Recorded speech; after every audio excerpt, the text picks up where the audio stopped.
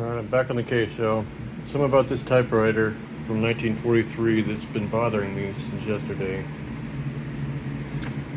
It was making really shitty impressions for the pound key and the dollar sign at the top of the characters.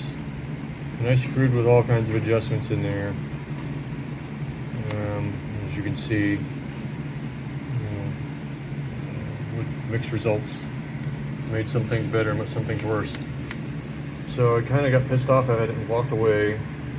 Went fucked around for a while. And then it dawned on me that I could adjust the height of the carriage here relative to the position of the rest of the typewriter by these two screws. And that was the fix. Just making fairly consistent impressions there with both a pound and a dollar sign. And the top of the G was cut off as well in a lot of them. You can see that one's really bad there. So now it's making a consistent G, what do you kids call it, a hash mark, pound symbol, and dollar sign. So again, that feeds that theory that walking away, your subconscious mind continues to work on the problem.